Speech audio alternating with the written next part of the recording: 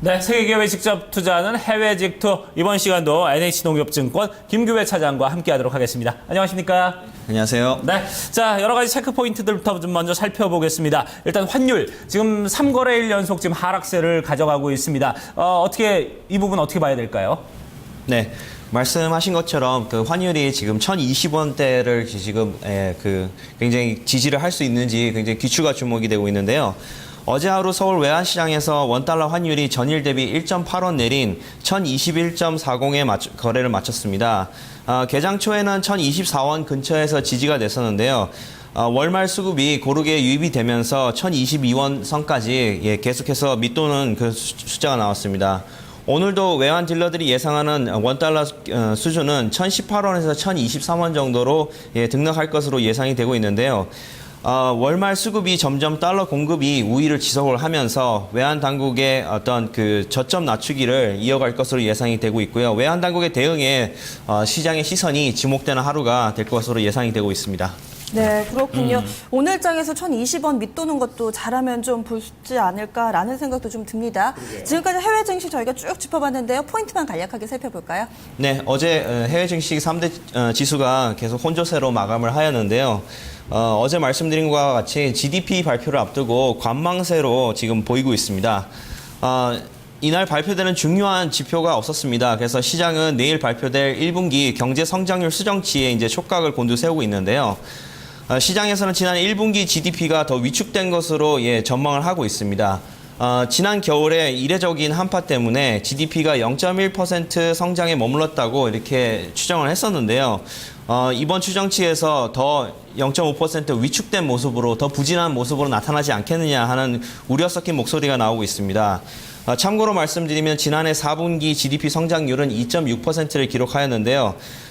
하지만 전문가들은 2분기에는 약 3.5% 정도 기록할 것으로 보고 있습니다. 이에 따라서 시장에서는 1분기 GDP 저조 전망에 따라서 실적에 관계없이 소매주들이 부진한 모습을 보이고 있었습니다. 또 한편으로는 그동안 시장에서는 그 모멘텀 중심의 주식들이 관심을 보였었는데 이제는 실적을 중심으로 저평가된 주식들로 이제 좀 관심을 바라봐야 되는 것이 아닌가 하는 이런 목소리도 나오고 있습니다. 네. 자 이제 업종 쪽으로 좀 넘어가면은 저희가 헤드라인에서도 좀 짚어드렸습니다만 요즘 투자은행들이 미국에 지금 상당히 좀 고전을 하고 있는 그런 상황들인데 그쪽은 좀 어떻습니까? 네. 사실 그 미국 증시가 계속해서 상승을 하게 되면 관련돼선 증권업종이라고 할까요? 어떤 투자은행들의 수익성이 가장 가파르게 올라갈 것이다 이렇게 예상을 할 수도 있는데 실제로 보면 꼭 그렇지만도 않은 것 같습니다. 말씀드린 바와 같이 그 시티그룹과 JP모건 등 미국의 대형 은행들이 그 트레이딩 실적 부진에 굉장히 고심을 하고 있다는 소식인데요. 이 같은 상황이 비단 이번만이 아니라 계속해서 몇 분기 동안 계속 이어지면서 어떤 장기적인 추세가 될 수 있다는 우려적인 목소리가 지금 나타나고 있습니다. 27일 월스트리트 저널에 따르면 뉴욕에서 열린 금융산업 컨퍼런스가 있었는데요. 이 자리에서 주요 은행 고위 관계자들이 대형 투자자들의 대규모 거래가 굉장히 줄어들고 있고 매출이 급감하고 있다고 털어놨습니다. 또한 특히 투자은행들의 주요 수익원이었던 채권과 외환, 상품 트레이딩 같은 이런 부분, 즉 FICC 부분이 앞으로 은행 수익을 떨어뜨리는 요인으로 지목이 되고 있다고 합니다.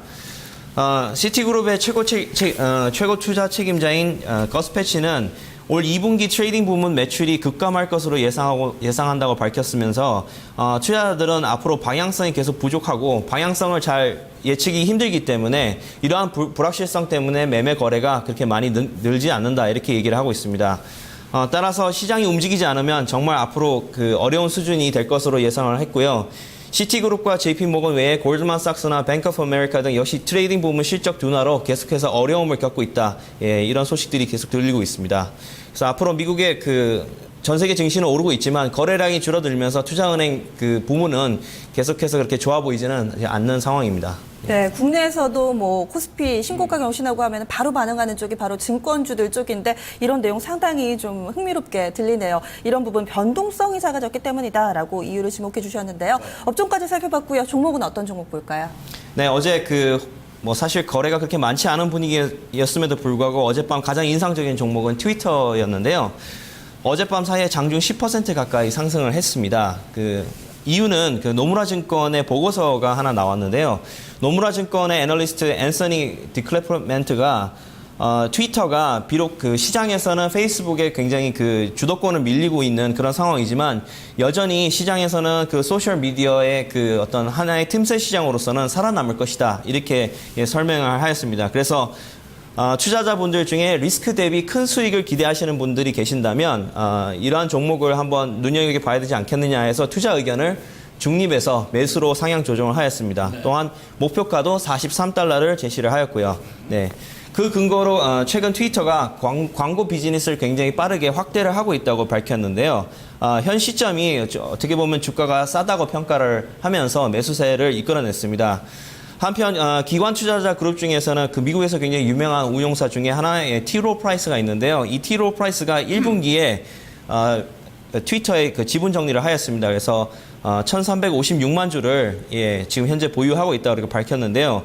한 가지 눈여겨봐야 될 부분은 CEO인 딕 코스톨로를 비롯한 경영진들은 주식 보유 수량에 변동이 없는 걸로 봤을 때는 어떻게 장기적인 그런 추진은 계속 이뤄질 것으로 보여지고 있습니다. 네.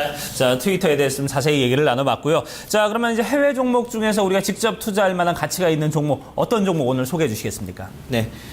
요즘 계속해서 그 아마 언론을 통해서 그 사물 인터넷이라는 것을 많이 들어보셨을 텐데요. 네.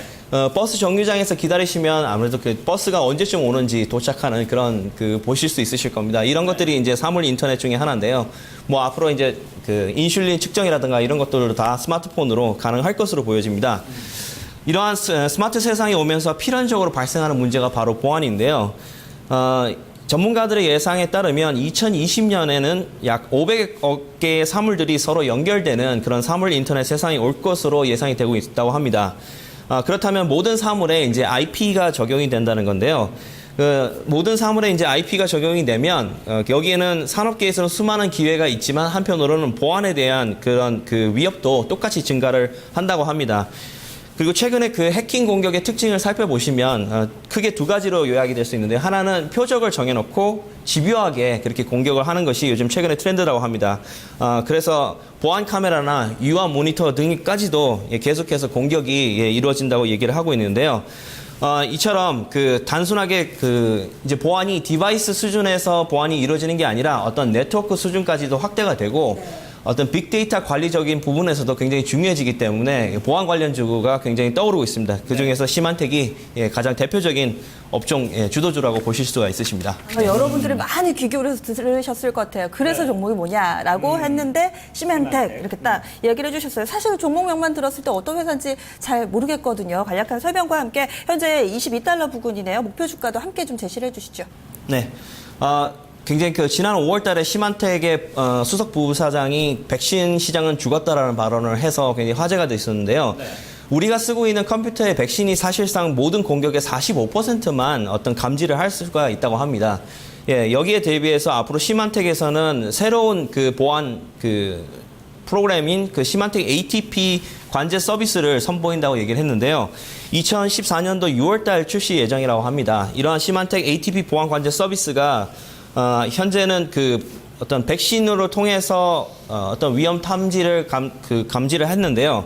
앞으로의 솔루션들은 미리 사전에 이제 탐지를 해서 그것을 원천적으로 차단을 하는 그런 방식으로 보안의 패러다임이 지금 바뀌고 있다고 합니다. 그래서 시만텍에서 2014년도 6월 달에 출시되는 이 새로운 버전에 대한 시장에 대한 기대감이 높아서 그동안 떨어졌던 주가가 최근에 이제 반등을 하고 있는 모습이었는데요. 어젯밤에는 사실 약 1.8% 정도 하락한 모습입니다. 그래서 매수 타이밍을 잡아본다면 한 21달러대로 기술적인 조정이 왔을 때 한번 매수 타이밍을 노려보시는 것도 좋을 것 같고요.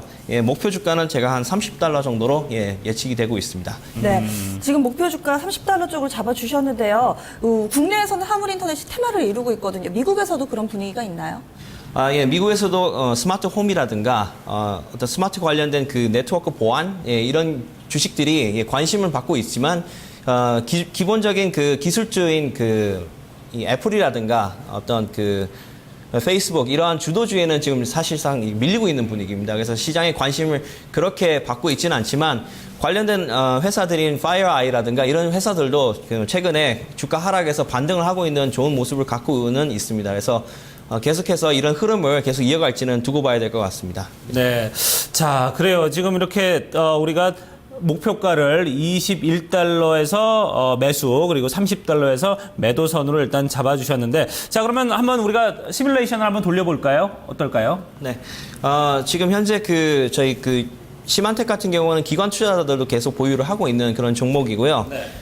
현재 지금 지분 구조를 살펴보면 프랭클린 리소스가 6.4%, 뱅가드가 5%, 인베스코가 4.2% 정도로 계속 들어오고 있는데 실제 지금 월가 쪽에서는 시만텍에 대한 투자 의견을 그렇게 좋게 보는 것 같지는 않습니다만 최근에 BMO 캐피탈의 투자 의견은 아웃퍼폼으로 전망치를 상향 조정을 했습니다. 그래서 보안 관련된 사물 인터넷이 사실상 저희가 인지하기가 지금 아직까지는 좀 어려운 그런 개념입니다만 이것이 하나의 주가로서의 어떤 재평가를 받는 과정을 거친다면 충분히 저희 30달러 정도를 근처는 갈 수 있지 않을까 이렇게 생각이 들고 있습니다. 네, 말씀 고맙습니다. 네, 감사합니다.